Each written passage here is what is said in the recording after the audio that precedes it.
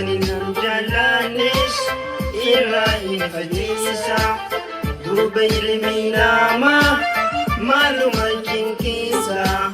Maltui sa galche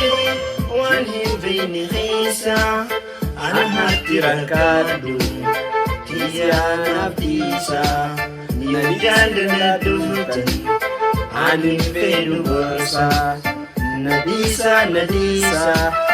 Yadiro nadisa Wan falin jalade Wan falis nadisa Nadisa nadisa Yatukina nadisa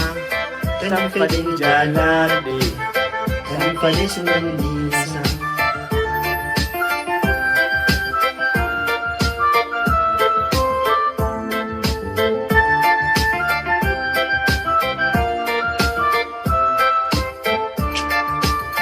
Garin ilmanama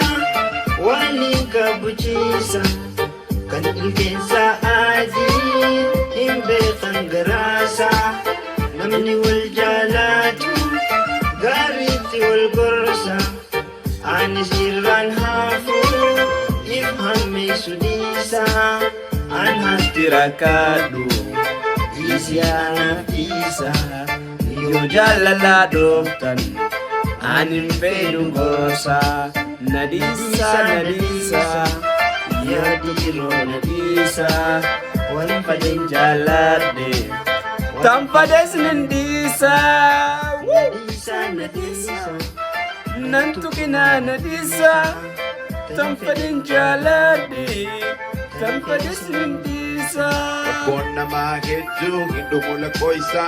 Kofla dia mamali hindu dara konsa Garana mambeju madaki sa kisa Si wajina late kahuso palisa Taninan jalate tatule binesa Tajalate anak kanda banif kisa Nadisa nadurkina kisa Samfitan hasawa Wamfitan hasasa Taninang jalade Kofa anap disa Malifif daratan Malifif din kisa Jirun tiya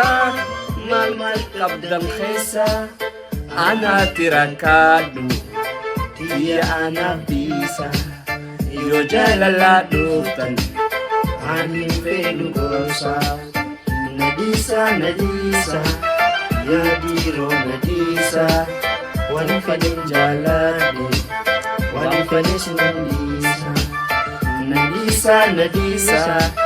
Natukina nadisa Tan falin jalade Tan falis nadisa